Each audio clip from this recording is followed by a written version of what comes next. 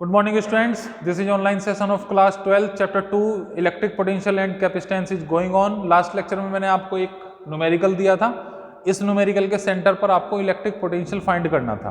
ठीक है, तो चलिए इस न्यूमेरिकल को देखते हैं। पहले चार्जेज आपको दिए गए थे, चार्जेज क्या क्या थे? 2 -3 एंड 6, 2 -2 -3 एंड 6 माइक्रोकूलम, 6 माइक्रोकूलम। ठीक है, अब देखिए यहां सेंटर पर इलेक्ट्रिक पोटेंशियल आपको फाइंड करना है। बहुत सिंपल न्यूमेरिकल है ये, इससे ज्यादा सिंपल फिजिक्स में कुछ हो नहीं सकता। ठीक है, जिन स्टूडेंट से नहीं हुआ वो ध्यान से यहां पर देख लें, ज्यादातर स्टूडेंट्स ने ये कर लिया होगा। यहां पर हमें ये वाली डिस्टेंस चाहिए, ठीक है ना। ये डिस्टेंस कितनी होगी हमारी? सेंटर का मतलब हाफ हो जाएगा, हाफ का मतलब हो जाएगा यहां पर √2/2, और ये डिस्टेंस भी कितनी हो जाएगी? √2/2। ठीक है, तो यहां राइट एंगल ट्रायंगल बन गया। पाइथागोरस की हेल्प से हम ये वाली वैल्यू फाइंड कर सकते हैं। अगर मैं इसको नाम दे दूं A B C and D and this is O, ठीक है, तो AO का स्क्वायर क्या हो जाएगा? AO का स्क्वायर हो जाएगा, अगर हम इसको पॉइंट को नाम दे दें E, AE square plus OE square. ठीक है, बहुत सिंपल न्यूमेरिकल है ये, लेकिन बहुत सारे स्टूडेंट से ये न्यूमेरिकल भी नहीं हुआ होगा। ठीक है, पाइथागोरस देखिए किस तरीके से यहां पर लगानी है। अब ये जो वैल्यू है हमारे पास, ये आ रही है √2/2 का स्क्वायर प्लस √2/2 का square. So we can write here 2/4 plus 2/4। So it will be 4, 2 + 2 that is 1. So we can say here AO = 1. AO की वैल्यू कितनी आ गई? 1। ये डिस्टेंस हमें चाहिए थी यहां पर, तो ये कितनी आ गई? ऑलमोस्ट 1 मीटर आ गई। कितनी आ गई? ये 1 मीटर। क्लियर? अब यहां पर क्या निकालना है हमें? हमें निकालना है सेंटर पर पोटेंशियल। तो इस चार्ज की वजह से पोटेंशियल कितना होता है? इस चार्ज की वजह से पोटेंशियल होगा KQ/R। कितना होगा इस चार्ज की वजह से पोटेंशियल? V1 बराबर होगा KQ/R। K की वैल्यू K ही रहने दो, लास्ट में कॉमन निकाल लेंगे क्योंकि चारों में यहां पर K आने वाला है। Q कितना है हमारा? 2 × 10⁻⁻6 डिवाइड बाई 1। इसी तरीके से V2 कितना आएगा? -K 2 × 10⁻⁻6। V3 कितना आ जाएगा? -K 3 × 10⁻⁻6। और V4 कितना आ जाएगा? 6K 6 × 10⁻⁻6। ठीक है, यूनिट सब में क्या रहेगी? यूनिट सब में वोल्ट रहेगी। यूनिट क्या रहेगी बच्चों? वोल्ट। ठीक है, अब आप जानते हो स्केलर क्वांटिटी है, इसको सिंपली ऐड कर दो। V नेट बराबर कितना आ जाएगा? V नेट आ जाएगा V1 + V2 + V3। सो हम यहां पर क्या लिख सकते हैं? इन सबको ऐड कर दो, K सब में कॉमन आ गया, × 10⁻⁻6 भी कॉमन आ गया। अंदर क्या बचा? 2 - 3 + 6, ये बचा। 2 से 2 कैंसिल हो गया, 6 में से 3 जाएंगे, 3 बचेंगे। तो यहां से V नेट बराबर कितना आ जाएगा? V net = 9 × 10⁹ × 3 × 10⁻⁻6। तो हम इसमें लिख सकते हैं 27 × 10⁻³ वोल्ट। 27 × 10⁻³ वोल्ट। ये सिंपल सा न्यूमेरिकल था, इसको कर लीजिए।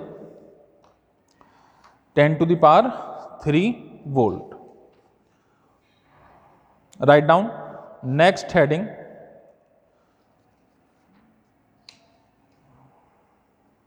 potential energy of electric dipole when placed in a uniform electric field. Erase करते हैं इसको।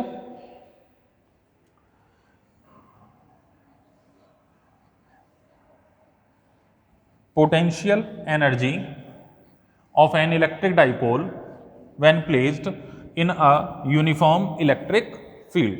ठीक है, देखिए अच्छा डेरिवेशन है, इंपॉर्टेंट है, बोर्ड के पर्पज से भी और कॉम्पिटिटिव एग्जाम के पर्पज से भी एग्जाम में पूछ लिया जाता है। नोट करिए इसको।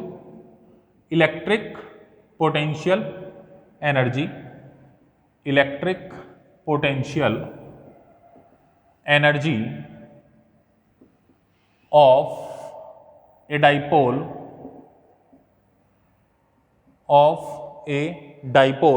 when placed when placed in a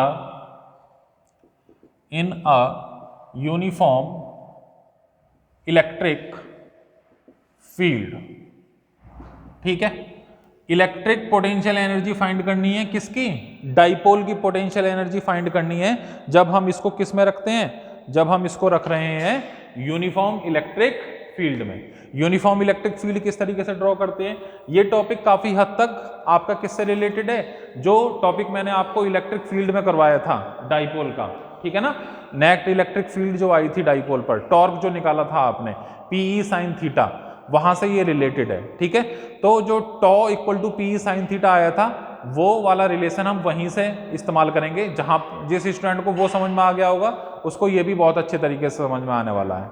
ठीक है, देखिए यूनिफॉर्म इलेक्ट्रिक फील्ड हम किस तरीके से बनाते हैं, एरो की हेल्प से बनाते हैं, एरो की हेल्प से, और उनकी बीच की जो स्पेसिंग है वो भी सेम होनी चाहिए, जो लेंथ है एरो की वो भी बिल्कुल सेम होनी चाहिए।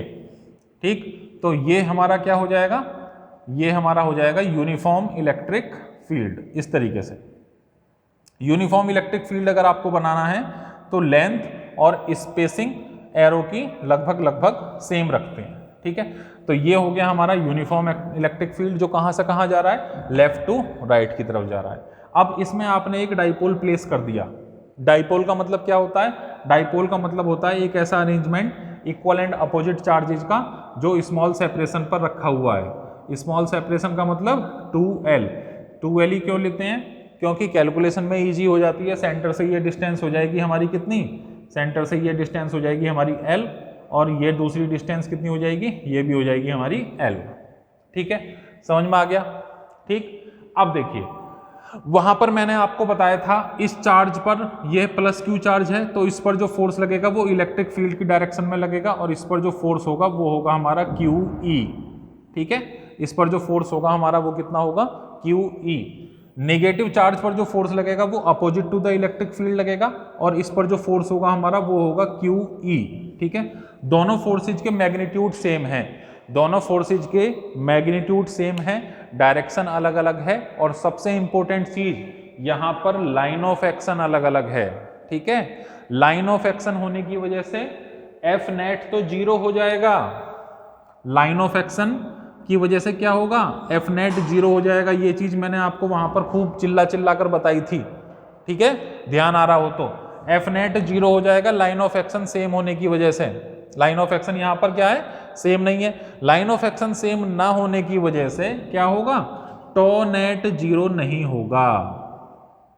ठीक है, अगर लाइन ऑफ एक्शन सेम हो जाती, अगर लाइन ऑफ एक्शन सेम हो जाती तो ये बन जाता टग ऑफ वॉर का केस। ठीक है, टग ऑफ वॉर का मतलब इधर वाली टीम में भी सेम एफर्ट, इधर वाली टीम में भी सेम एफर्ट, F नेट 0 और हमारा टॉ नेट भी क्या हो जाता, 0 हो जाता। लेकिन फोर्सेज का मैग्नीट्यूड सेम है तो F नेट तो 0 होगा, लेकिन लाइन ऑफ एक्शन सेम होने की वजह से टॉ नेट 0 नहीं होगा। ये डाइपोल क्या करना चाहेगा, ये डाइपोल रोटेट होना चाहेगा। ठीक है, रोटेट जब ये डाइपोल होगा तो इसमें टॉर्क डेवलप होगा, और टॉर्क डेवलप हमने किया था इलेक्ट्रिक फील्ड यानी कि फर्स्ट वाले चैप्टर से।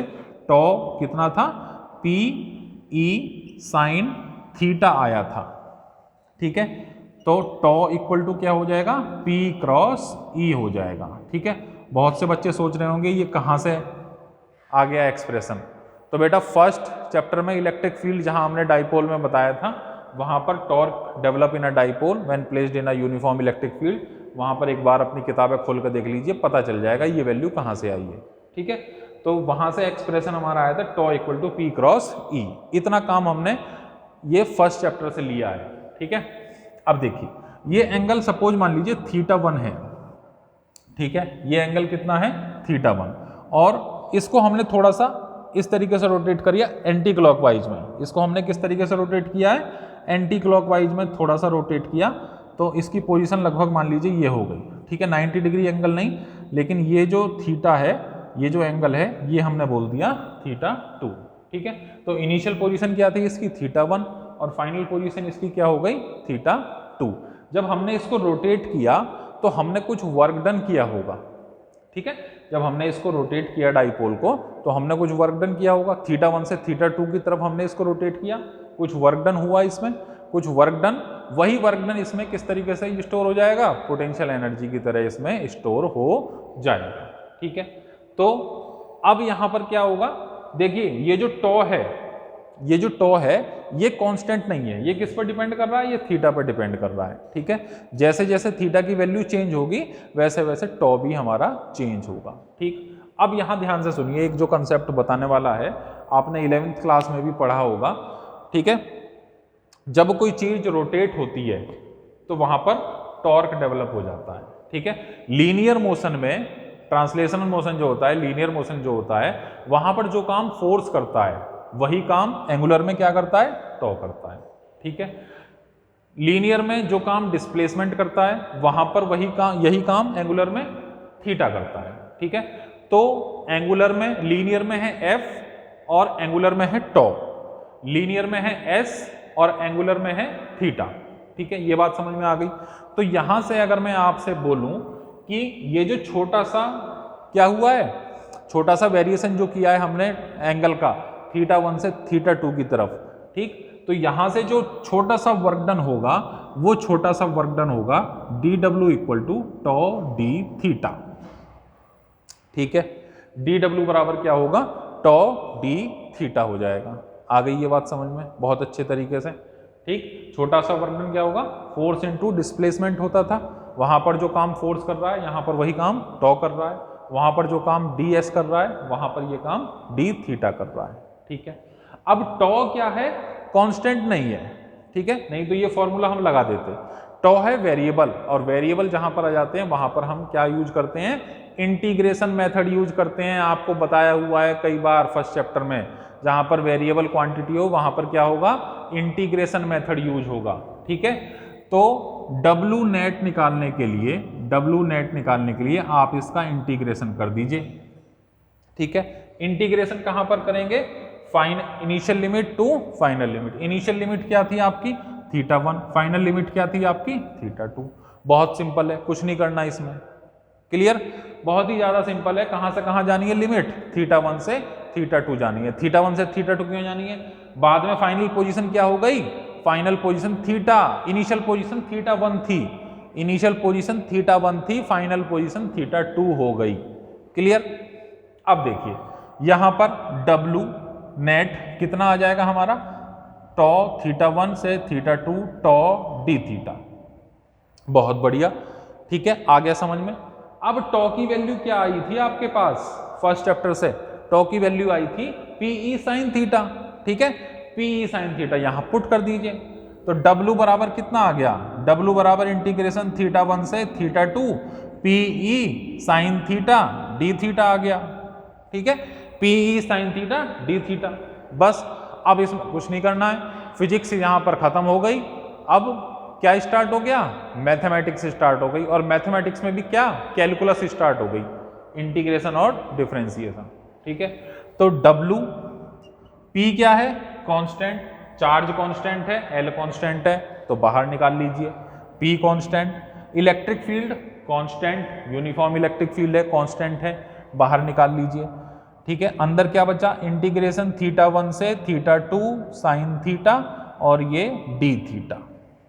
ठीक है, साइन थीटा का इंटीग्रेशन बहुत सारे बच्चे जानते होंगे, बहुत सारे बच्चों को नहीं पता होगा, तो यहां पर सुन लीजिए, साइन थीटा का इंटीग्रेशन होता है minus cos theta. Sine theta का इंटीग्रेशन क्या होता है, माइनस कॉस थीटा।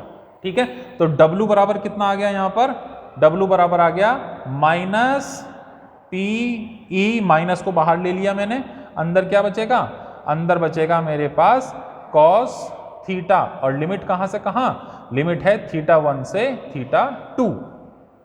ठीक है, साइन थीटा का इंटीग्रेशन माइनस के कॉस थीटा, माइनस को बाहर ले लिया।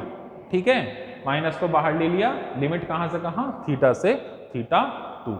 ठीक है, बस हो गया काम, इसमें पुट कर दीजिए। डब्ल्यू बराबर क्या लिख लेंगे, P E cos theta 2 minus cos theta 1। ठीक है, cos theta 2 minus cos theta 1। Clear. ठीक, चाहो तो आप यहां पर भी लिख सकते हो, क्या लिख सकते हो यहां पर, work done at theta 2 minus work done at theta 1। Clear?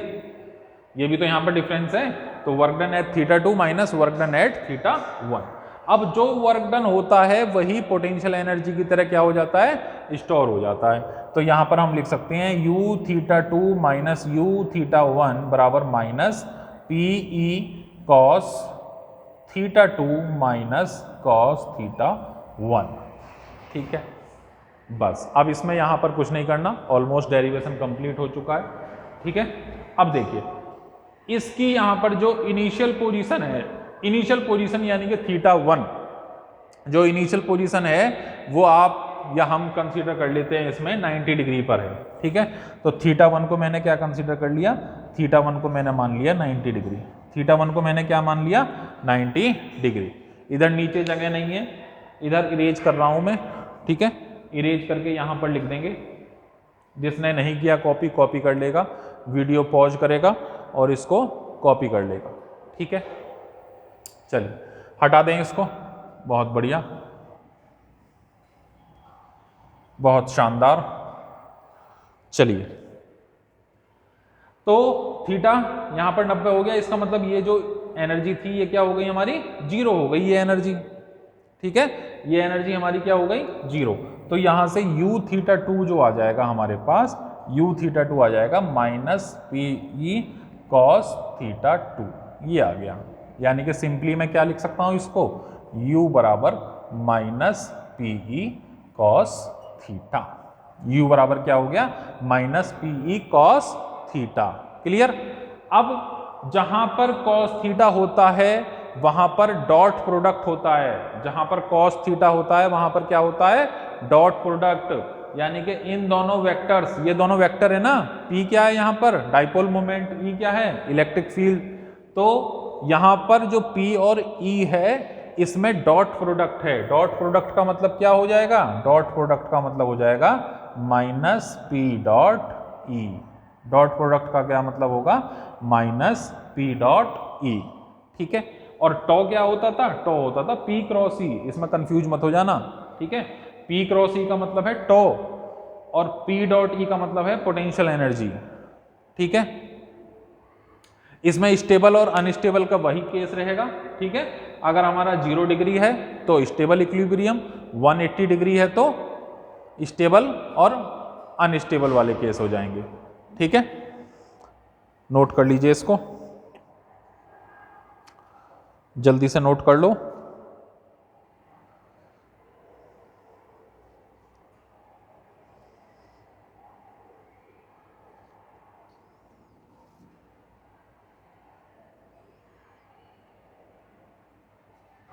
Right down a numerical.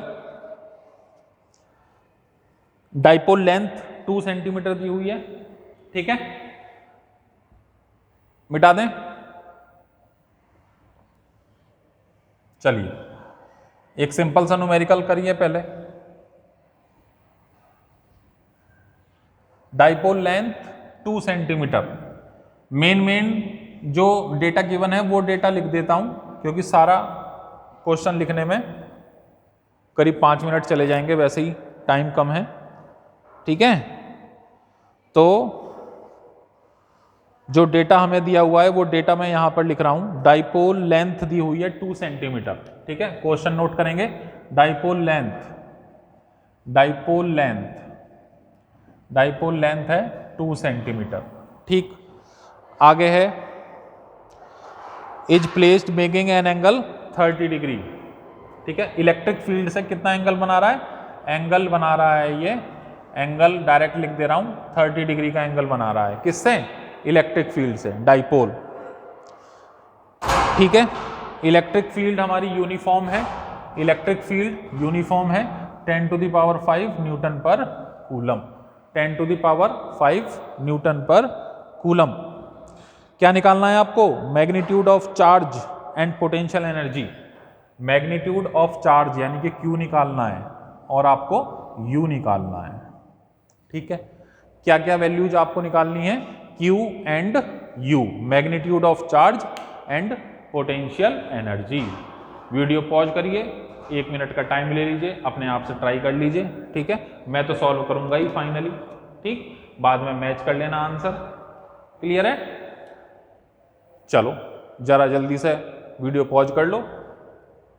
चलो देखो यहां पर डाइपोल लेंथ का मतलब होता है 2L। डाइपोल लेंथ का मतलब क्या होता है 2L। थीटा की वैल्यू कितनी दे रखी है 30 डिग्री। बहुत सिंपल न्यूमेरिकल है, सीधी सीधी वैल्यू निकालनी है, ठीक है। एक तो Q चाहिएगा और एक U चाहिएगा, ठीक है। तो आपको यहां पर कोई और भी चीज दी हुई है क्या? ठीक है, एक चीज आपको और दी हुई है, एक चीज आपको और दी हुई है टॉ। टॉ दिया हुआ है 10√3, ठीक है। टॉ दिया हुआ है आपको 10√3, 10√3 न्यूटन मीटर, 10√3 न्यूटन मीटर। ये डेटा बच्चों आपको दिया हुआ है सारा, ठीक है। अब देखिए टॉ दिया हुआ है तो जाहिर सी बात है टॉ का फॉर्मूला इस्तेमाल होगा।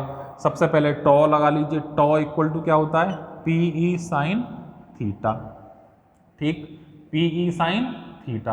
अब यहां पर हमें क्या निकालना था, यहां पर आप P निकाल लो पहले। P बराबर क्या हो जाएगा टॉ अपॉन E साइन थीटा हो जाएगा। टॉ की वैल्यू कितनी थी आपके पास, टॉ की वैल्यू दी हुई है आपको 10√3 डिवाइड बाई ई कितना दिया हुआ है 10⁵। अभी स्पेशल वाले न्यूमेरिकल भी कराए जाएंगे, ठीक है ना। पहले स्टार्टिंग में थोड़ा इजी, फिर आगे जाके IIT नीट के भी क्वेश्चन हैं इसमें, ठीक है। जो होमवर्क मैं देता हूं वो होमवर्क भी ढंग से किया करो, ठीक। तो 10⁵ कुछ बच्चे सोच रहे होंगे बहुत आसान न्यूमेरिकल है, अभी टफ वाले न्यूमेरिकल भी देंगे तुम्हें, ठीक है। तो 10⁵ साइन थीटा यानी कि साइन 30, साइन 30 की वैल्यू कितनी आ गई 1/2। 1/2 ये कहां पहुंच जाएगा, ऊपर पहुंच जाएगा, ठीक है। तो ऊपर पहुंचने का मतलब क्या हो गया इसका, ऊपर पहुंचने का मतलब ये हो गया 20√3 और इंटू 10⁻⁻5। तो ये आ गया P कितना आ गया हमारे पास 20√3 10⁻⁻5, ठीक है। टॉ यहां से P निकाल लिया, PE साइन थीटा, टॉ की वैल्यू थी 10√3, E था हमारा 10⁵ और साइन 30 की वैल्यू हो गई 1/2। ये वैल्यू ऊपर पहुंच गई 20√3 इंटू 10⁻⁻5। क्या यूनिट होती है इसकी, इसकी यूनिट होती है P इक्वल टू होता है Q into 2L, coulomb metre, coulomb metre, ठीक है। तो यहां से ये इतनी वैल्यू आ गई इसमें, ठीक। अब क्या निकालना है, यहां से हमें Q कैलकुलेट करना है। तो आप जानते हो P इक्वल टू QL होता है। Q बराबर क्या हो जाएगा, यहां से Q बराबर हो जाएगा P/2L। क्या हो गया ये P/2L, ठीक है। तो P की वैल्यू क्या है, P की वैल्यू है 20√3 इंटू 10⁻⁻5 डिवाइड बाई 2L कितना है, 2L है 2 सेंटीमीटर, यानी कि इसको लिख सकते हैं 0.02 मीटर, ठीक है। पॉइंट हटा के ऊपर 10⁻2 से मल्टीप्लाई कर लो।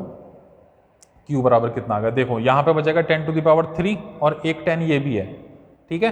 तो ये बचेगा 2√3 इंटू 10⁻2 डिवाइड बाई 2, 2 से 2 कैंसिल हो गया, ये आ गया आपका Q यानी कि √3 इंटू 10⁻2, √3 इंटू 10⁻2 कूलम, ठीक है।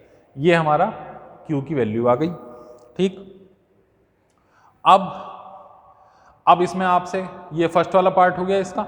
अब इसमें आपसे U पूछा था, ठीक है। U का फॉर्मूला क्या होता है, U का फॉर्मूला आप जानते ही हैं, U बराबर -PE क्या, अच्छा P वेक्टर ही ये क्यों नहीं लगाया हमने, ये अभी हमें क्या है स्केलर फॉर्म में दिया हुआ है। जब वेक्टर फॉर्म में दिया हुआ था IJK में तब हम ये वाला फॉर्मूला भी लगा सकते थे, ठीक है।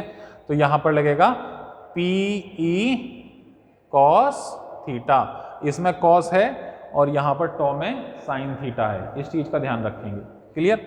तो U बराबर हो जाएगा माइनस, P की वैल्यू कितनी आई थी, P की वैल्यू को ये लिख सकते हैं 2√3 इंटू 10⁻⁴ इंटू इलेक्ट्रिक फील्ड कितना था, इलेक्ट्रिक फील्ड था 10⁵। cos थीटा की वैल्यू cos 30, cos 30 का मतलब √3/2। बहुत से बच्चों को तो ट्रिग्नोमेट्रिक फंक्शंस की वैल्यू भी अभी तक याद नहीं हुई होंगी, ठीक है।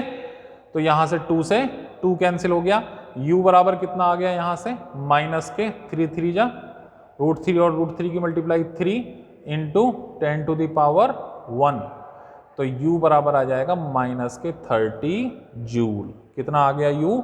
-30 जूल। ठीक है, क्लियर? इसको ट्राई करिए बच्चों।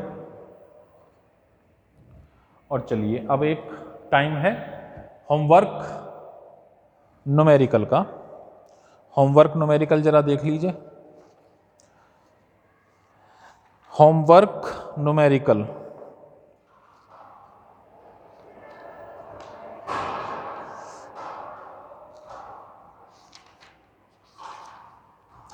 Write down. An electron is circulating around a nucleus of hydrogen atom। ठीक है, इसको हटा दें। An electron is circulating around a hydrogen nucleus। ठीक, एक इलेक्ट्रॉन क्या कर रहा है?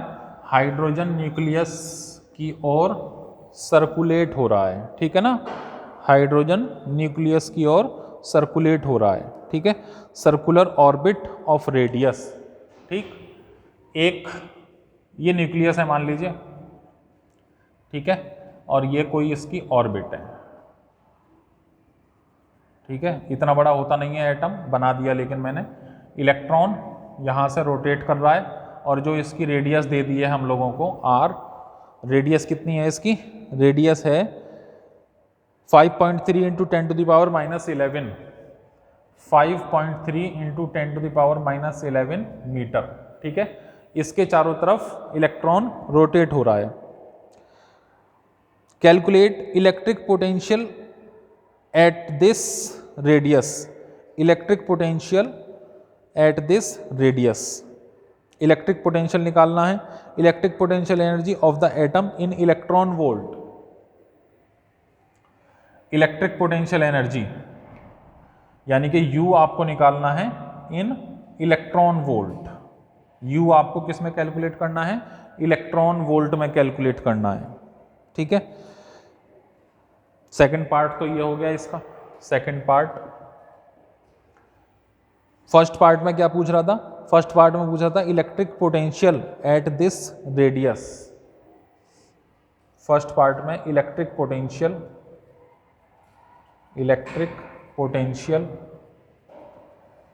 Eight this radius. Electric potential निकालना है इस रेडियस पर। यही लैंग्वेज लिखी हुई है, ठीक है ना, यही लैंग्वेज आप समझो क्या लिखी हुई है और इसको ट्राई करो। What would be the electric potential due to helium nucleus at the same radius. अब वो कह रहा है कि थर्ड पार्ट में अगर इस हाइड्रोजन एटम को हम किससे कन्वर्ट कर दें? हीलियम न्यूक्लियस से कन्वर्ट कर दें। हीलियम न्यूक्लियस से कन्वर्ट कर दें अगर हम इसको, हाइड्रोजन न्यूक्लियस को, तो कितना होगा? और सेम रेडियस का इलेक्ट्रिक पोटेंशियल कितना होगा? Helium nucleus of same radius. ठीक है, तो आपको इलेक्ट्रिक पोटेंशियल बताना है, V बताना है, इलेक्ट्रिक पोटेंशियल बताना है। ठीक है, बस यही था क्वेश्चन। इस क्वेश्चन को ट्राई करेंगे। ठीक है, इसका सॉल्यूशन नेक्स्ट वीडियो में डिस्कस करेंगे। Thank you, have a good day.